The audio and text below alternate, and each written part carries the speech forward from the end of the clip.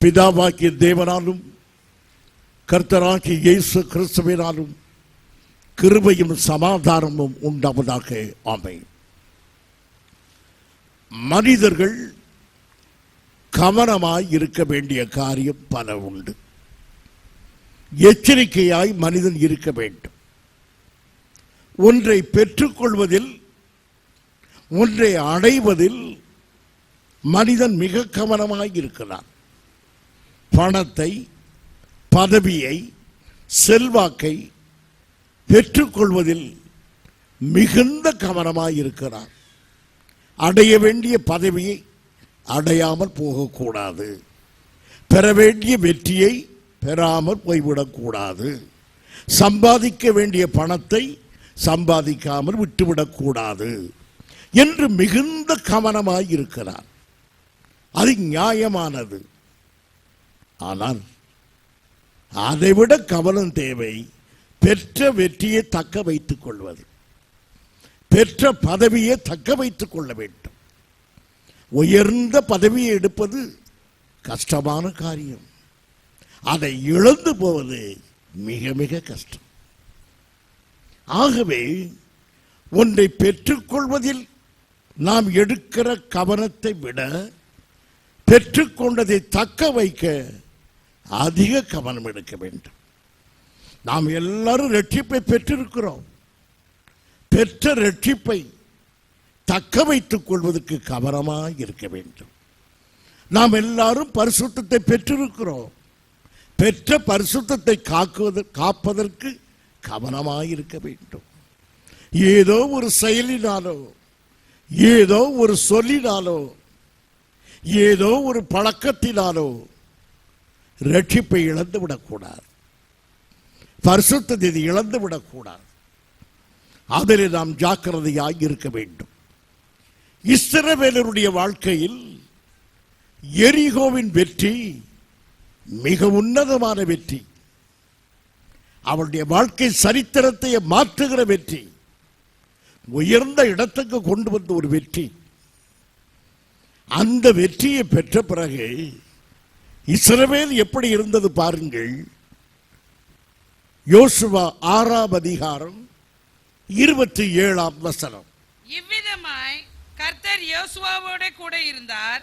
அவன் கீர்த்தி தேசமெங்கும் பரம்பிற்று. யோசுவாவின் புகழ் தேசமெங்கும் பரவி, எங்கு பார்த்தாலும் யோசுவாவின் பெயர் தான்.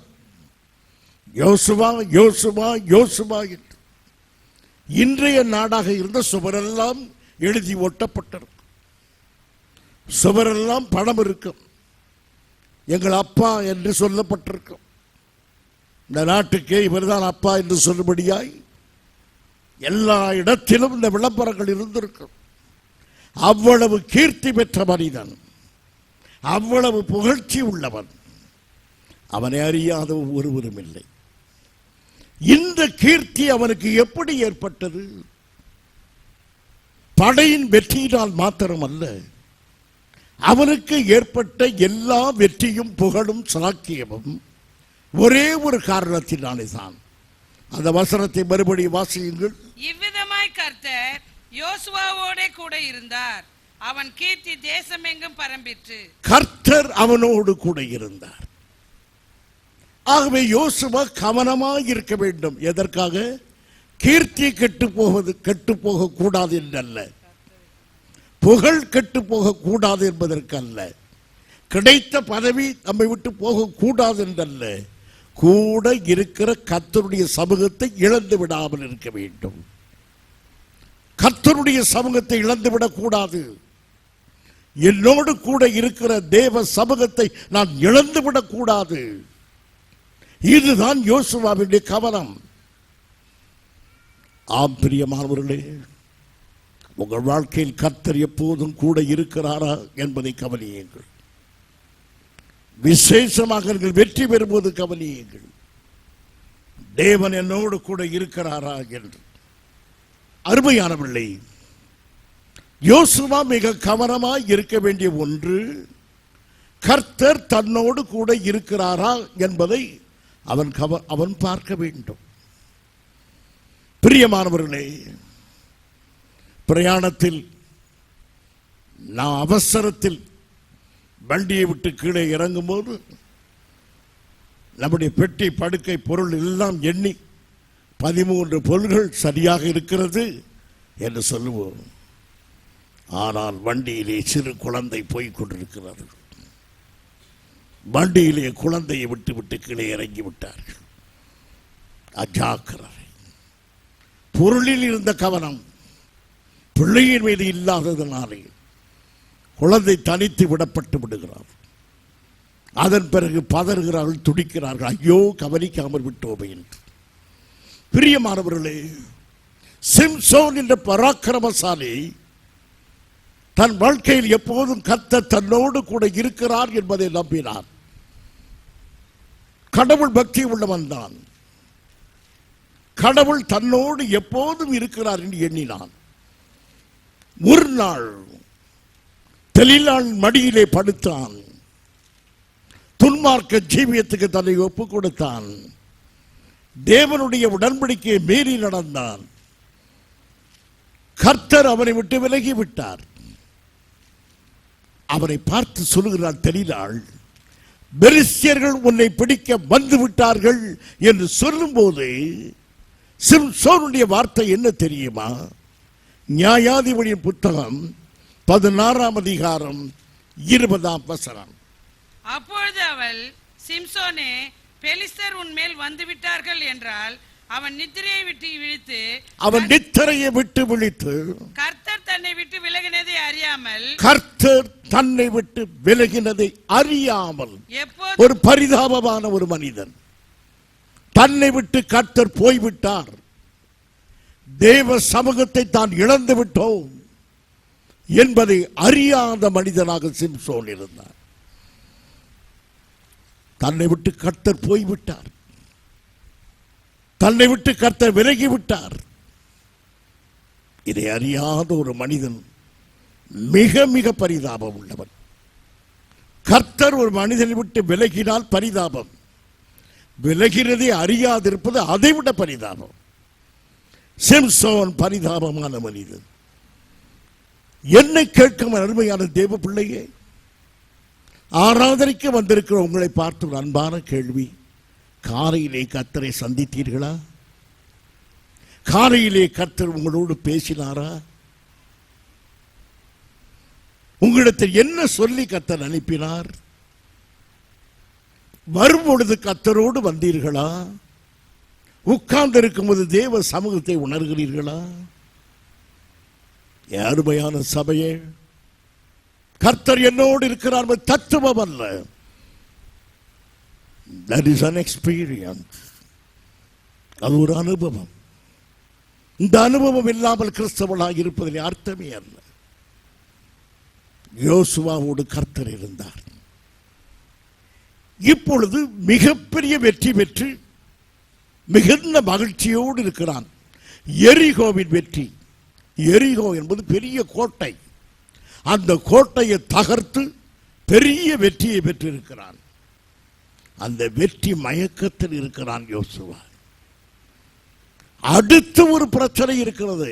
என் அருமையான சகோதரனை, வாழ்க்கையில் ஒரு பிரச்சனை இல்லை, one after one. Every day we face ever so many problems. எத்தனையோ பிரச்சனைகளை ஒவ்வொரு நாளும் சந்திக்கிறோம். ஒவ்வொரு பிரச்சனையும் சந்திக்க தேவ கிருபை வேண்டும். யோசுவாவுக்கு அடுத்த பிரச்சனை ஆய் பட்டணம், ஒரு சின்ன பட்டணம், அதை ஜெயிக்க வேண்டும். இப்பொழுது மிதமிஞ்சிய நம்பிக்கை. எரிகோவையை வென்றவன் நான். இந்த சின்ன பட்டணம் ஏமாற்ற நான் வெற்றி பெறுவேன். தேவ பிள்ளையே, தன்னம்பிக்கை அவசியம். ஆனால் the self confidence is not a substitute for our faith in God. தேவன் மீது நாம் வைத்திருக்கிற விசுவாசத்திற்கு தன்னம்பிக்கை பதிலாகாது. கடவுள் இல்லாத தன்னம்பிக்கை, விசுவாசம் இல்லாத தன்னம்பிக்கை உன்னை வீழ்த்திவிடும். எனக்கு கண்ணு கெட்ட தூரம் வரைக்கும் எதிராளியே இல்லை. என்னை ஆட்டவோ அசைக்கவோ முடியாது. தன்னம்பிக்கை வெற்றி பெறாது. தெய்வ நம்பிக்கை மாத்திரமே வெற்றி பெறும். தேவன் மீது வைத்த விசுவாசம் மாத்திரமே வெற்றி பெறும். இங்கு ஆயி பட்டணத்தை பார்க்கிறான். ஒரு சின்ன பட்டணம். இதை நான் ஜெயித்து விடுவேன். பிரியமானவர்களே, இன்றைக்கும் அமெரிக்க தேசத்துக்கு பிரயாணம் பண்ணி போவதா இந்த ஜெபம் பண்ணி அனுப்புகிறோம். கலிபோர்னியாவுக்கு போவதற்கு கடுமையான ஜெபம், காட்பாடிக்கு போவதற்கு ஜெபமே இல்லை. காட்பாடி வழியிலேயே நமக்கு ஆபத்து இருக்கும். எந்த சின்ன பிரயாணமானாலும் சரி, எந்த சிறிய காரியமானாலும் சரி, தேவ ஆலோசனை இல்லாமல் செய்யக்கூடாது. கர்த்தருடைய ஆலோசனை இல்லாமல் ஒருபோதும் அதை ஆற்றக்கூடாது. இப்போது பாருங்கள், அந்த சின்ன பட்டணத்தை மீது போர் தொடுக்க போகிறான். வெற்றியின் அனுபவம். எரிகோ கோட்டை தகர்ந்து விழுந்திருக்கிறது. அந்த வெற்றியோடு இப்ப வந்து நிற்கிறான். அவன் என்ன செய்கிறான் பாருங்கள். யோசுவாவின் ஆயத்தங்கள் 7ஆம் அதிகாரம் 2ஆம் வசனம். யோசுவா எரிகோவில் இருந்து பெத்தேலுக்கு கிழக்கில் உள்ள பெத்தாவின் சமீபத்தில் இருக்கிற ஆயி பட்டணத்துக்கு போகும்படி ஆட்களை அனுப்பி, நீங்கள் போய் அந்த நாட்டை வேவு பாருங்கள் என்றான். அந்த நாட்டை வேவு பாருங்கள். அது பெரிய நாடா சிறிய நாடா? கோட்டை இருக்கிறதா, கொத்தளங்கள் இருக்கிறதா, ஜனங்கள் எப்படி இருக்கிறார்கள், கடக்க வேண்டிய ஆறு இருக்கிறதா, பள்ளத்தாக்குகள் இருக்கிறதா, போய் பாருங்கள். நாமும் வேவு பார்க்கிறோம். நம்முடைய வீட்டிலே ஒரு பெண் பிள்ளை இருக்கிறோம், அதுக்கு ஒரு மாப்பிள்ளை பார்க்கிறோம். நல்ல வேலை செய்கிறவனாய், நல்ல குணசாலியாய், ரட்சிக்கப்பட்டவனாய், பார்ப்பதற்கு அழகாய் இருக்கிறானா என்று வேவு பார்க்கிறோம். நியாயமானது. ஒரு வேலைக்கு வேவு பார்க்கிறோம். சம்பளம் எவ்வளவு, பெர்மனன்ட் ஆகுமா, நல்ல சூழ்நிலையா இருக்கிறதா, வேவு பார்க்கிறோம். வேவு பார்க்க வேண்டியது அவசியம்தான். அவர்கள் வேவு பார்த்தார்கள். அதோடு கூட இன்னொரு காரியம் நடந்தது. 3ஆம் வசனம் வாசியுங்கள். யோசுவாவினிடத்தில் திரும்பி வந்து அவனை நோக்கி, ஜனங்கள் எல்லாரும் போக வேண்டியதில்லை. ஜனங்கள் எல்லாரும் ஒரு ஆலோசனை சொல்லுகிறார்கள். நமக்கு ஆலோசனை சொல்லுகிறார்கள். நீங்கள் போய் அங்கு போய் பார்க்க வேண்டியதில்லை. பெண் வீட்டாரே இங்கு வருகிறார்கள். நீங்கள் இவ்வளவு அலைய வேண்டியதில்லை. இந்த இடத்திலேயே சந்தித்து விடலாம். தீர்மானம் சொல்லுகிறார். வேலைக்காக நீங்க இவ்வளவு தூரம் அலைய வேண்டாம். பக்கத்திலேயே ஒரு வேலை இருக்கிறது, எனக்கு தெரிந்தவர் தான். ஆலோசனை சொல்லுகிறார்கள். அங்கும் ஆலோசனை சொல்லுகிறார்கள். வாசியுங்கள். ஏறக்குறைய 2000-3000 பேர் போய் முறியடிக்கலாம். 2000-3000 பேர் போனால் ஒரு தீர்மானம். வேவு பார்க்கிறார்கள், ஆலோசனை சொல்கிறார்கள், தீர்மானம் பண்ணுகிறார்கள். இந்த வேலைக்கு நீங்கள் லஞ்சம் கொடுக்க வேண்டியதில்லை. இந்த வேலை உங்களுக்கு தாராளமாய் கிடைக்கும். இந்த கல்யாணத்துக்கு நீங்கள் லட்சமாய் செலவழிக்க வேண்டாம். 30,000 ரூபாய் செலவழித்தால் போதும். 3000 பேர் போனால் போதும், ஜெயித்து விடலாம். 30,000-40,000 ரூபாய் செலவழித்தால் போதும். அருமையானவர்களே, பலவிதமான ஆலோசனைகள் சொல்லப்படுகின்றன, பல விதத்தில் வேவு பார்க்கப்படுகின்றன, பல தீர்மானங்களை எடுக்கிறோம். அவர்களும் எல்லாவற்றையும் செய்தார்கள். புத்திசாலித்தனமான காரியம் வேவு பார்த்தல், ஆலோசனை சொல்லுதல், தீர்மானம் எடுத்தல். ஒரே ஒரு காரியம் தவறி போனார்கள். எந்த காரியம்? ஜெபம் பண்ணவில்லை. தேவனது ஆலோசனையை தேடவில்லை. என் அருமை சபையே, 1000 நல்ல ஆலோசனைகள், 1000 நல்ல அறிவுரைகள், சித்தாந்தங்கள், எத்தனையோ பிரயாசங்கள் இருந்தும் ஜெபம் இல்லாவிட்டால் தேவநோக்கம் அறியாமல் செய்கிற திருமணம், தேவநோக்கம் செய்ய தெரியாமல் எடுக்கிற வேலை, தேவநோக்கம் இல்லாத பிரயாணம், தேவநோக்கம் இல்லாத எல்லாம் நஷ்டப்பட்டு போய் விடுமே. ஆகையினால் ஜெபம் பண்ணு, தேவ சமூகத்தில் மன்றாடு, கர்த்தர் உன்னோடு பேசுவதை கேள். என் அருமை சபையே, எதை தவற விட்டாலும் ஜெபத்தை தவற விடாது. உன் பிள்ளைகள் படிக்க தவறியது தவறுதான், ஆனால் அதைவிட தவறு உன் பிள்ளைகள் முழங்காலை தாழ்த்த மறுத்தது. அதை பார்த்து ஜாக்கிரதையாக இருக்கிற தாயே, ஜெபிக்காத பிள்ளையை குறித்து பாரம் எடுக்காத தகப்பனை, இந்த ஆராதனை மன்றாடி கேட்கிறேன், உன் பிள்ளைகளை தேவ சமூகத்தில் மண்டியிடச் செய். ஜெபமில்லாத குடும்பம் நஷ்டப்பட்டு போய்.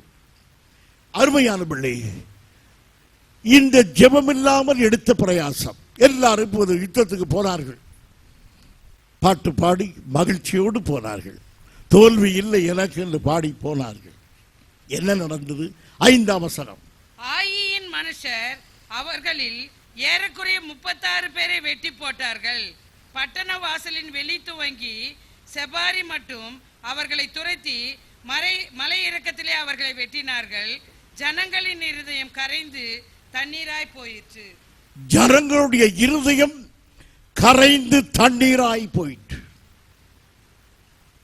என்னை கேட்கும் அருமையான, எவ்வளவு பராக்கிரமசாலி நிறைந்த இஸ்ரவேல், இவர்களை கேட்டு எரிகோ மக்களுடைய இருதயம் கரைந்தது. இன்றைக்கு இவருடைய இருதயம் கரைந்து போயிற்று, தோல்வி அடைந்தார்கள். ஜெபம் பண்ணாமல் தோல்வி அடைந்தார்கள். பொதுவாக நாம் எண்ணுகிறோம், ஜெபம் பண்ணாமல் நாம் வண்டியில் ஏறி உட்கார்ந்து விடுவோம். வண்டி இங்கிருந்து புறப்பட்டு போகிறது. திருப்பத்தூர் தாண்டும் போது ஒரு கல்லில் மோதியில் இருக்கிறது. உடனே யோசிக்கிறோம், ஒரு ஜெபம் பண்ணாமல் புறப்பட்டு விட்டோம், அதனாலே தான் இந்த கல் மீது மோதி விட்டது. நம்முடைய தேவன் கொடுமைக்காரர் அல்ல. ஒரு ஜெபம் பண்ணாமல் வந்தாலும் கல்லெடுத்து அடிக்கிறவர் அல்ல நம்முடைய தேவன். ஒரு நேரம் ஜெபம் பண்ணாததுனால எந்த ஆபத்து அல்ல. ஜெபம் பண்ணாததுனால என்ன, இவர் ஜெபம் பண்ணாததுனாலே தோற்று போகவில்லை, ஜெபம் பண்ணாததுனாலே ஒரு காரியம் நடந்தது. இந்த தோல்விக்கு ஒரு ரகசியம் இருந்தது, ஒரு காரணம் இருந்தது. ஜெபம் பண்ணினால் ரகசியத்தை கர்த்தர் சொல்லி இருப்பார். அந்த ரகசியத்தை அறிந்திருந்தால் இவள் தோற்றிருக்க மாட்டார்கள். அதுதான். மற்றபடி ஜெபத்தை செய்யாததுனாலே கர்த்தர் தோற்கடிக்கிறவன் அல்ல. ஒரு நாள் நீங்க ஜெபம் பண்ணாததுனாலே கர்த்தர் உடனே உங்களை பாரத்திலிருந்து கீழே தள்ளிவிட மாட்டார். இதெல்லாம் ஆண்டவரை குறித்த சரியான அறிவு இல்லாமல் பேசுகிற வார்த்தை. அருமையானவர்களே, ஆகையினால் இப்போது இந்த தோல்வி, ஆயு பட்டணத்திலே உள்ள தோல்வி என்ன பாடத்தை கற்றுக் கொடுக்கிறது? முந்தைய வெற்றி பிந்திய போருக்கு பயன்படாது. குவார்டர்லி எக்ஸாமினேஷன் அடைந்த வெற்றி ஆஃப் ஏர்லி எக்ஸாமினேஷனுக்கு உதவியாகிறாது. இதற்கு நீ தனியாக படிக்க வேண்டும், பிரயாசம் எடுக்க வேண்டும். 10th ஸ்டாண்டர்டுடைய வெற்றி 12th ஸ்டாண்டர்டுக்கு உனக்கு உதவி செய்யாது. இது வேறு. ஒவ்வொரு முறையும் நீ பிரயாசப்பட வேண்டும். ஆனால் எரிகோவின் வெற்றி ஆயுக்கு பயன்படும் என்று எண்ணி அவன் புறப்பட்டான். ஆயு பட்டணத்திற்காக அவன் ஆயத்தமாக வேண்டும். சிம்சோனை குறித்து பார்க்கும்போது திரும்ப வாசியுங்கள், 16-20 வாசியுங்கள். நியாயாதிபதிகள் 16-20. அப்பொழுது அவள், சிம்சோனே, பெலிஸ்தர் உன்மேல் வந்து விட்டார்கள் என்றால், அவன் நித்திரையை விட்டு விழித்து கர்த்தர் தன்னை விட்டு விலகினதை அறியாமல் எப்பொழுதும் போல உதறி, எப்பொழுதும் போல, அதான் தவறு. எப்பொழுதும் போல வெற்றி பெறுவேன். சில பேர் எண்ணிக்கொள்கிறார்கள், முன்பு நான் வெற்றி பெற்றேன், முன்பு இதிலே தப்பினேன், முன்பு நான் இதிலே சமாளித்தேன், இப்போதும் சமாளிப்பேன். நடக்காது. முந்தைய காரியங்கள் பிந்திய காரியங்களுக்கு உதவி செய்யாது. இப்பொழுதும் கர்த்தரை தேட வேண்டும். ஆயு பட்டணம் சின்ன பட்டணம், ஆனாலும் தேவ ஒத்தாசை. தேவ ஆலோசனை, தேவ நோக்கம் நிச்சயமாய் தெரிய வேண்டும். என் பிரியமான சகோதரனே, சின்ன காரியம் என்று தேவனிடத்தில் ஆலோசனை கேட்காமல் விட்டு விடாது. Man does not stumble over mountain, he stumble over pebbles. மலையிலே தடுமாறி மனிதன் விட மாட்டான், சின்ன கூழாங்கல் தடுமாறி விழுந்து விடுவான். சின்ன காரியங்களிலே ஜாக்கிரதையாயிருங்கள். வீட்டை விட்டு புறப்படும் போது ஜாக்கிரதையாய் புறப்படுங்கள். ஒரு வார்த்தை பேசும்போது ஜாக்கிரதையாய் பேசுங்கள். வேவுக்காரர்கள் வெற்றி பெறுவோம் என்ற உறுதியை எடுத்தார்கள், தரிசனத்தை எடுத்தார்கள், நம்பிக்கை எடுத்தார்கள். அதை எதை எடுக்கவில்லை? தேவ சித்தத்தை. நல்ல பையன், படித்தவன், அழகான பெண், அடக்கமாய் தெரிகிறாள். இவளைத்தான் என் மகனுக்கு முடிக்க வேண்டும். இவரைத்தான் பெற்றோர்களே, படிப்பு, அந்தஸ்து, அழகு, இவை எல்லாவற்றையும் நீ பார்த்தது தவறல்ல. தேவ சித்தத்தை அறிந்தீர்களா? கர்த்தருடைய சித்தம் இருக்கிறதா? ஆண்டவர் என்று சொன்னார். பணம் திருமணத்தை இணைக்காது, படிப்பு திருமணத்தை இணைக்காது. பரலோகத்தின் தேவனே திருமணத்தை நடத்துகிறவர். அவர் என்ன சொல்லுகிறார்? வேவு பார்த்தது சரி, ஆலோசனை சொன்னது சரி. ஆண்டவர் என்ன சொல்லுகிறார் என்பதை. ஆம் பிரியமானவர்களே, வேதத்தில் ஒரு அருமையான காட்சி, அருமையான காட்சி அல்ல, நல்ல பாடத்தை கற்றுத் தருகிற காட்சி. யோவான் சுவிசேஷம் 21ஆம் அதிகாரம் 3ஆம் வசனம். சீமோன் பேதுரு மற்றவர்களை நோக்கி, மீன் பிடிக்க போகிறேன் என்றான். அதற்கு அவர்கள், நாங்களும் உடனே கூட வருகிறோம் என்றார்கள். அவர்கள் புறப்பட்டு போய் உடனே படவேறினார்கள். அந்த ராத்திரியிலே அவர்கள் ஒன்றும் பிடிக்கவில்லை. பேதுருவும் அவரோடு இந்த சீஷர்களும் எவைகளை எடுத்தார்கள்? நல்ல படகு, நல்ல வலை, மீன் பிடிக்கிற அனுபவம், இவை எல்லாம் எடுத்துக்கொண்டார்கள். படகை எடுத்தார்கள், வலையை எடுத்தார்கள், அனுபவத்தை எடுத்தார்கள், தைரியத்தை எடுத்தார்கள், பிரயாசத்தை எடுத்தார்கள், நேரத்தை எடுத்தார்கள், எல்லாவற்றையும் எடுத்தார்கள். அது எதை எடுக்கவில்லை? தேவ அனுமதியை எடுக்கவில்லை, இயேசுவின் அனுமதியை எடுக்கவில்லை. நமக்கு அனுபவம் இருக்கும், படிப்பு இருக்கும், அந்தஸ்து இருக்கும், அனுமதி இருக்கிறதா?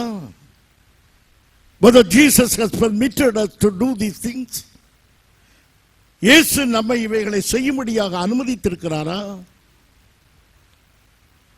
என் அருமையான தெய்வ பிள்ளையே, அனுபவம் சொல்கிறது தொடங்கு, அறிவு சொல்கிறது ஆரம்பி. கர்த்தர் என்ன சொல்லுகிறார்? பேதுருவே வலையை போடு, இந்த பக்கத்தில் போடு. அனுபவம் பேசுகிறது, முடிவில்ல, ஒன்றுமே பிடிக்கவில்லை. ஆயு பட்டணத்தில் தோல்வி, திபேரியா கடல் ஓரமாய் தோல்வி, தேவ பிள்ளைகள் தோற்று போனார்கள். அன்றைக்கும் தேவ பிள்ளைகள், இன்றைக்கும் தேவ பிள்ளைகள். காரணம் என்ன?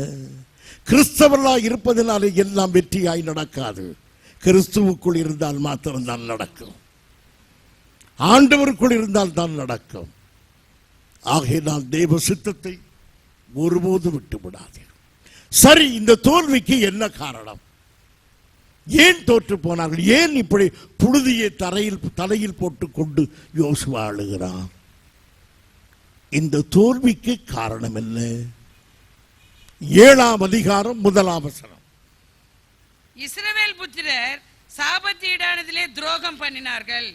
எப்படி எனில் யூதா கோத்திரத்தார். சரி, அது அங்கே ஆகான்கிற மனிதன் சாபத்தீடான ஒரு பொருளை எடுத்துக்கொண்டான். அதாவது ஒரு தேசத்தின் மீது வெற்றி பெற்றால் அங்கு கிடைக்கிற பொன் பொருள் எல்லாவற்றையும் அழிக்க வேண்டியதும் உண்டு, கர்த்தருக்கு கொடுக்க வேண்டியதும் உண்டு. பொன்னும் வெள்ளியும் கர்த்தருக்கு என்று கொடுத்து விடுவார்கள். பொன்னும் வெள்ளியும் யாருடையது? கர்த்தருடையது. அதை கர்த்தருக்கு கொடுப்பார்கள். இந்த கர்த்தருக்கு கொடுத்த வெள்ளிப்பாளம், பொன், அருமையான சால்வை, இவைகளைத்தான் இவன் திருடினான். சாபத்தீட்டு என்றால் என்ன அர்த்தம்? கர்த்தருக்குரியதை நாம் எடுத்தால் சாபத்தீட்டு. அதை ஆகான் என்பவன் எடுத்தான். இதை எடுத்ததினாலே கர்த்தருடைய கோபம் இஸ்ரவேல் மேல் மூண்டது. இது யோசுவாவுக்கு தெரியாது. ஆயு பட்டணத்துக்கு படையெடுத்து போகும்போது கையிலே பட்டயம், இதயத்திலே நம்பிக்கை, நடையிலே உற்சாகம், தேவ சமூகம் கூட இல்லை. கர்த்தருடைய கோபம் இறங்குகிறது. தேவ கோபம் இஸ்ரவேல் மேல் இறங்குகிறது. இதை அறியாமல் போனார்கள். காரணம் என்ன? ஜெபம் பண்ணவில்லை. ஜெபம் பண்ணி இருந்தால் கர்த்தர் அறிவித்திருப்பார். நீங்கள் வெற்றி பெற மாட்டீர்கள். ஏனென்றால் நீங்கள் சாபத்தீடானதை எடுத்தது. ஒரே ஒரு மனிதன் தான் எடுத்தான். ஆனால் பாவம் இஸ்ரவேல் முழுவதும் தொற்றிக் கொண்டது. இப்போது நாம் பார்க்கிறோம், அருமையான பிள்ளை, வீட்டில் ஒரே ஒரு பையன் தவறு செய்தால் பரவாயில்லை, மற்ற பிள்ளைகள் நன்றாக இருக்கிறால் விட்டு விடாதீர்கள். ஒருவருடைய தவறு குடும்பம் முழுவதையும் அவமானப்படுத்தும். இந்த சபையிலே ஒருவர் செய்கிற தவறு இந்த சபை முழுவதையும் தலை குனிய வைக்கும். ஆகவே பெற்றோர்கள் பிள்ளைகளை குறித்து ஜாக்கிரதையாயிருங்கள். யோசுவா கவனிக்க தவறினான். எங்கே போன ஆகான் கொஞ்ச நாட்களாய் இல்லையே, பதுங்கி பதுங்கி நடக்கிறான். ஏன் முன்பு போல அவன் தெளிவாக பேசுகிறது இல்லை? தளபதியாகிய யோசுவா கவனித்திருக்க வேண்டும். என் அருமையான சகோதரனே, கவனிக்கிறீர்களா? முன்பு போல மகள் உற்சாகமாக இல்லையே, முகம் பார்த்து பேசுகிறது இல்லையே, தலை குனிந்தே இருக்கிறாளே, தனித்து போய் உட்கார்ந்து வானத்தை வெறித்து பார்த்து கொண்டிருக்கிறாளே, என்ன நடந்தது? மகன் ஏன் சாப்பிடவே மறுக்கிறான்? சாப்பாட்டு அறைக்குள் வருவதற்கே தாங்குகிறான். என்ன நடந்தது? பெற்றோர்களை கவனியுங்கள். பரவாயில்லை என்று விட்டு விடாதீர்கள்.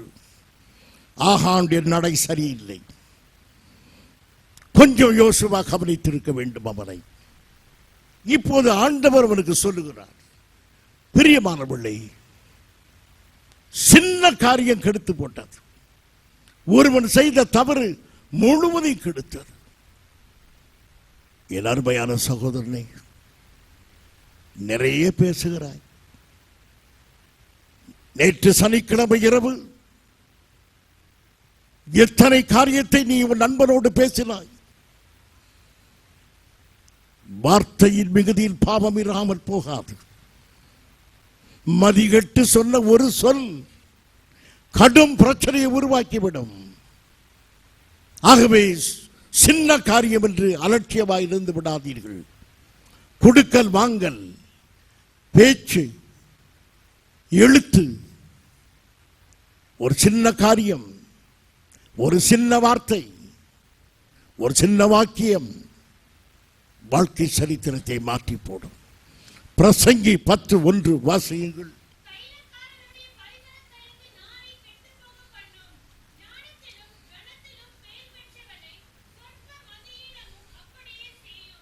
சின்ன வார்த்தை தானே என்றல்ல, அந்த வார்த்தை வாழ்க்கை முழுவதையும் மதிகேடாக செய்துவிடும்.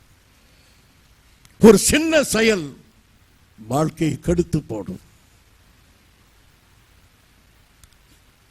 இது யார் கவனிக்க போகிறார்கள்?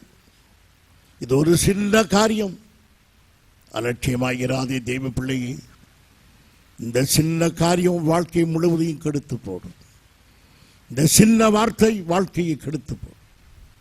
தாவீது செய்த ஒரு சிறிய தவறு 70,000 உயிரை வாங்கியது. அவன் எண்ணினான் போர் வீரர்களை. அந்த சின்ன செயல் 70,000 பேரை உயிரை வாங்கியது. கொரிந்து சபையிலே ஒரு மனிதன் செய்த விபசார பாவம் அந்த சபையை கெடுத்து போட்டது. ஆகையால் ஒருவன் தானே என்று எண்ணி அலட்சியமாகிறார்கள். சபையிலே யாராவது சத்தியத்தின்படி நடக்காவிட்டால், துணிகரமான பாவத்தில் இருந்தால் நமக்கென்று விட்டு விடாது, சபையே கெட்டுவிடும்.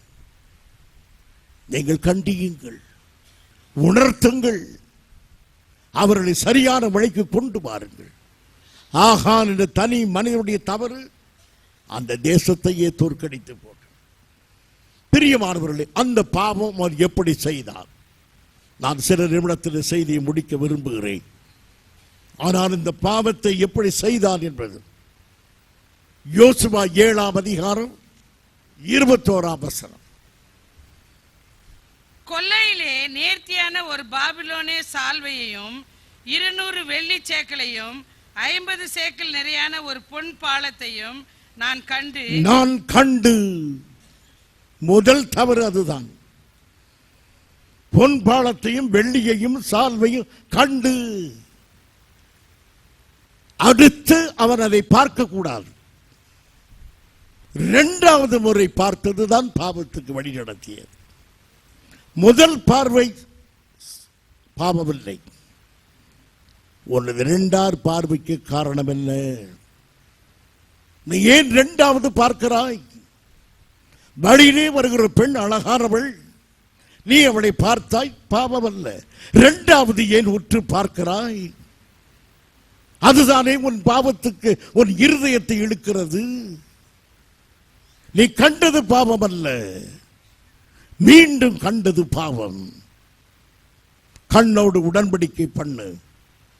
உன் கண் தவறான பார்வைக்கு செல்லும், உன் இருதயத்தை இழுக்கும். நீ கண்ணை சரி பண்ணு. ஆகானுடைய கண் வெள்ளியையும் பொன்னையும் சால்வையும் பார்த்து அவன் இருதயம் அதை பின்தொடர்ந்து போனது.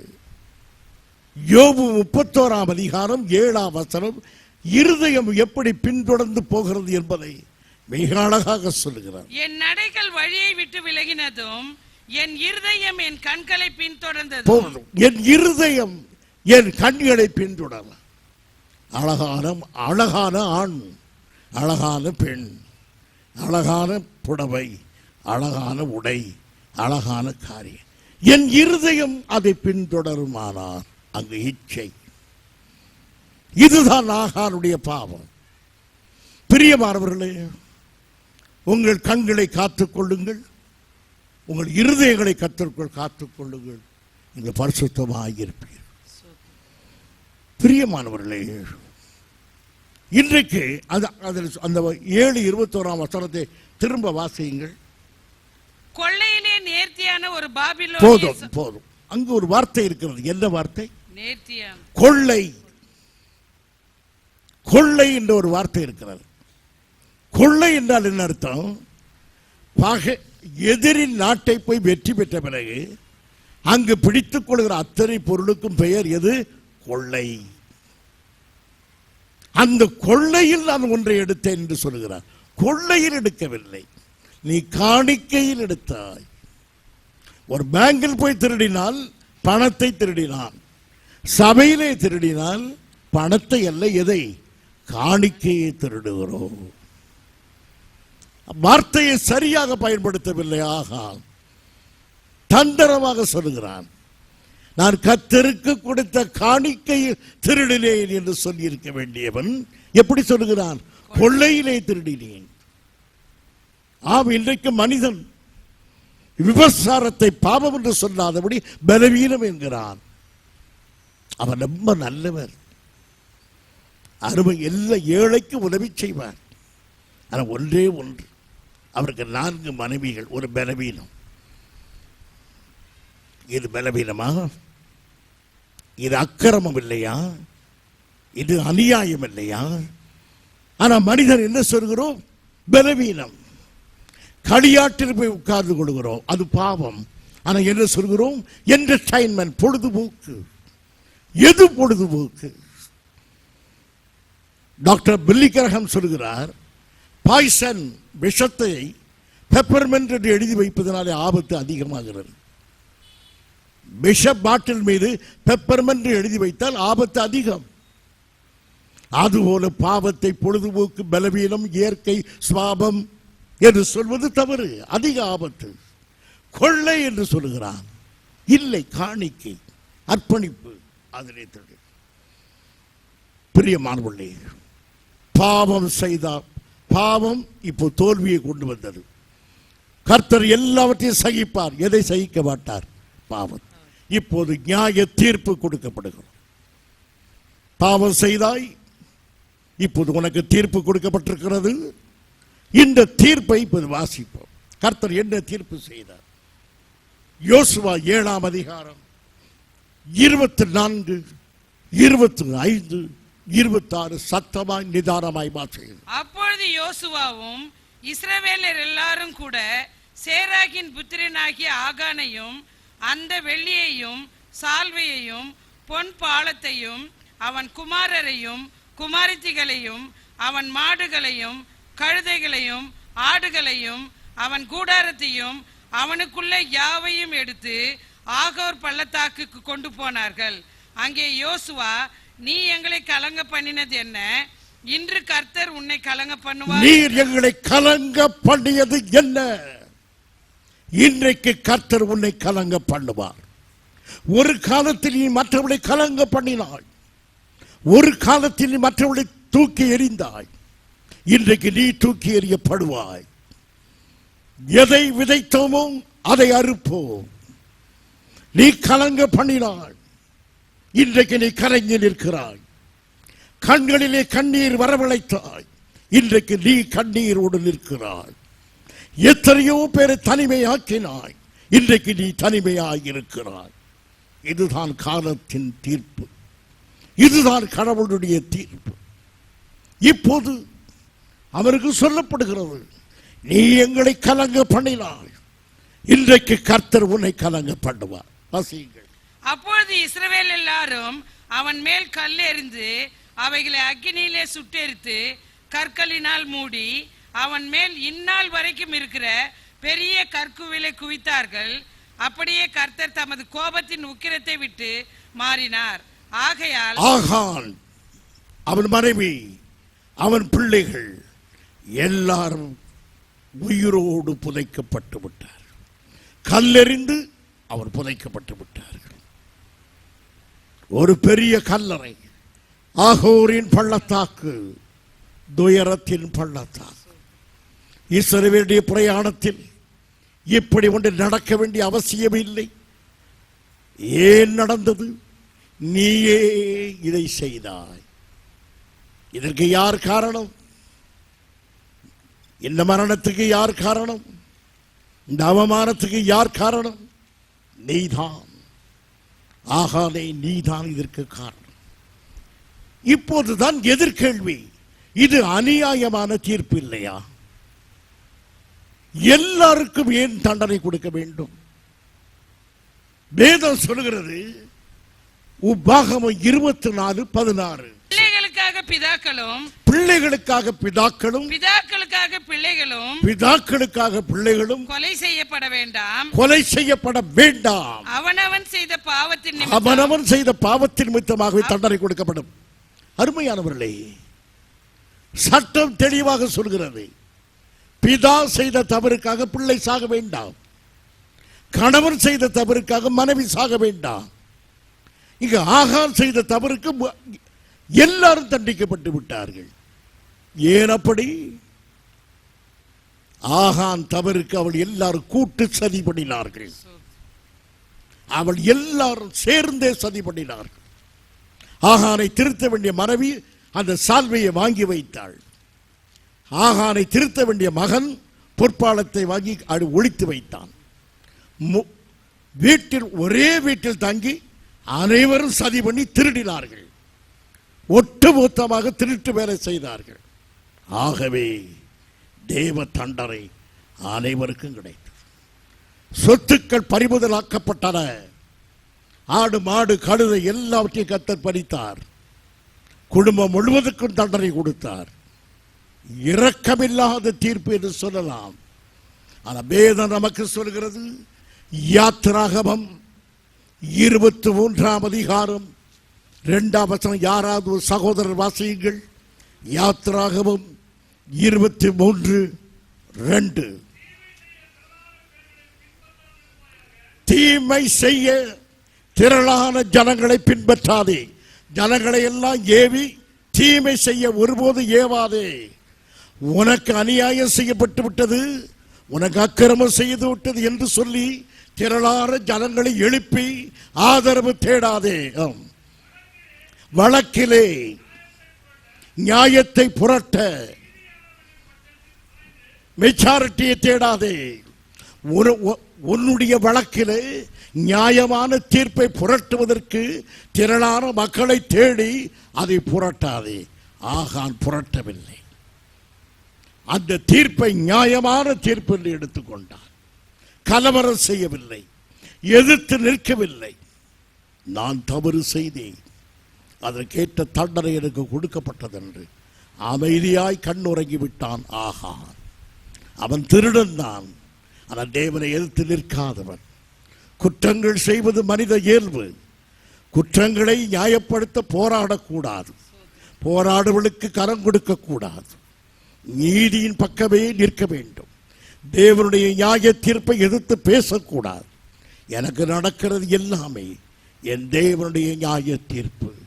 என் சுகவீனமோ, என் பலவீனமோ, என் தோல்வியோ, என் கஷ்டமோ, என் நஷ்டமோ எல்லாம் தேவன் எனக்கு கொடுத்த நீதியின் படியே. இதை எதிர்த்து இருக்க மாட்டேன். தேவ சித்தத்துக்கு நான் கீழ்ப்படிவேன். என் தவறை நான் திருத்திக் கொள்வேன். தோல்வியை வெற்றியாக மாற்ற குறுக்கு வழியில் போக மாட்டேன். நான் வேத வசனத்தை நிறைவேற்றி கிறிஸ்து இயேசுக்குள்ளாக நிற்பேன். நாம் எல்லாரும் ஜெபம் பண்ணுவோம். உம்மை ஸ்தோத்திரிக்கிறோம், உமக்கு துதியை ஏறெடுக்கிறோம் ஆண்டவரே. உம்மை ஸ்தோத்திரிக்கிறோம், ஸ்தோத்திரிக்கிறோம். இந்த நல்ல ஆராதனை வேளைக்காக நன்றி செலுத்துகிறோம் ஆண்டவரே. எங்களோடு பேசின ஜீவனுள்ள வார்த்தைகளுக்காக நன்றி செலுத்துகிறோம். ஆகான் ஆண்டவரே சாபத்தீடானதிலே அவன் ஈடுபட்டபடினால் ஆண்டவரே இஸ்ரவேலருடைய சேனைகள் தோற்கடிக்கப்பட்டதையும், யோசுவா ஆண்டவரே ஸ்தோத்திரம், அவன் தன்னுடைய சிரசிலே புழுதி அள்ளி போட்டுக்கொண்டு ரெட்டுடைக்கப்பட்டதான ஒரு துக்கமான காரியங்கள் நடந்ததை குறித்து வேதத்தின் மூலமாக எங்களோடு பேசின வார்த்தைகளுக்காக நன்றியோடு ஸ்தோத்திரிக்கிற ஆண்டவரே. ஒருபோது ஆண்டவரே ஸ்தோத்திரம் இப்படிப்பட்டதான காரியங்களிலே யாரும் ஈடுபடாதபடி ஆண்டவரே ஸ்தோத்திரம், தீமை செய்கிற காரியங்களிலும் தீமை செய்வர்களோடு உடன்படுகிற காரியங்களிலும் ஆண்டவரை நாங்கள் ஒருபோதும் ஈடுபடக்கூடாத வழியிலே விலகி இருக்க வேண்டும் என்று ஆண்டவரை எங்களுக்கு அருமையாய் உடைய வேதத்தின் மூலமாக நீர் எங்களோடு இடைப்பட்டபடியால் நன்றியோடு ஸ்தோத்திரிக்கிறோம் ஆண்டவரே ஸ்தோத்திரம். இந்த வார்த்தையின்படி நாங்கள் ஜீவிக்க எங்கள் ஜீவன நாளெல்லாம் பரிசுத்தத்தை காத்துக்கள் ஆண்டவரை, பாவமான காரியங்களுக்கும் தீமையானவைகளுக்கும் உடன்படாதபடி ஆண்டவர் விலகி ஜீவிக்க எங்களை குடும்பத்தை ஆண்டவரே எங்களுடைய எல்லா மக்களையும் நாங்கள் காத்துக்கொள்ளும்படியாய் நீர் எங்கள் கிருபை செய்யும்படியா ஜெபிக்கிற ஆண்டவரே. எங்களோடு பேசின அந்த வார்த்தைகளுக்காக நன்றியோடு ஸ்தோத்திரிக்கிறோம். இந்த வசனத்தை கொடுத்த நம்முடைய மகன் மூலமாய் ஆண்டவரே நீர் எல்லோரும் இடைப்பட்டபடியா நன்றியோடு ஸ்தோத்திரிக்கிற ஆண்டவரே. சபையார் எல்லாரையும் ஆசீர்வதியும், எல்லாரையும் பாதுகாத்துக்கொள்ளும், பரிசுத்தமாய் ஒவ்வொருவரும் ஜீவிக்கவும், தங்களுடைய குடும்ப வாழ்க்கையிலும் இன்னும் பொது வாழ்க்கையில் ஆண்டவரை பரிசுத்தமாய் ஜீவிக்க நீர் ஒவ்வொருவரும் கிருபை செய்யும்படியா ஜெபிக்கிற ஆண்டவரே. இந்த வசனத்திற்காக நன்றியோடு ஸ்தோத்திரிக்கிறோம். வசனத்தை கொடுத்த மகனை நீர் பலப்படுத்தும்படியா ஜெபிக்கிறோம். இன்னும் அநேக ஆயிரங்களுக்கு ஆண்டவரை நீர் எடுத்து பயன்படுத்தும்படியா ஜெபிக்கிறோம். அவர் மூலமாய் ஆண்டவரை இன்னும் செய்யப்படுகிற ஊழியங்கள், வருகிற நாட்களிலும் செய்ய போகிற சுவிசேஷ வேலைகள், இவைகளை எல்லாவற்றையும் ஆசீர்வதிக்கும்படியா ஜெபிக்கிறோம். தொடர்ந்து எங்களை ஆசீர்வதியும் காத்துக்கொள்ளும். திரு கரத்துக்குள்ள எங்களை மறைத்துக் கொள்ளும். துதி கனமையும் எல்லாம் உமக்கே எடுக்கிறோம். இயேசு கிறிஸ்துவின் இனிய நாமத்தில் ஜெபிக்கிறோம் எங்கள் அன்பின் பிதாவே, ஆமென். என் ஆத்துமாவே கர்த்தரை ஸ்தோத்திரி, என் முழு உள்ளமே அவர் பரிசுத்த நாமத்தை ஸ்தோத்திரி. என் ஆத்துமாவே கர்த்தரை ஸ்தோத்திரி, அவர் செய்த சகல உபகாரங்களை மறவாதே. ஆமென். நம்முடைய கர்த்தராகிய இயேசு கிறிஸ்துவின் கிருபையும், பிதாவாகிய தேவனுடைய அன்பும், பரிசுத்த ஆவியானுடைய ஐக்கியமும் நம் அனைவரோடு கூட என்று இருப்பதாக. ஆமென். Praise the Lord.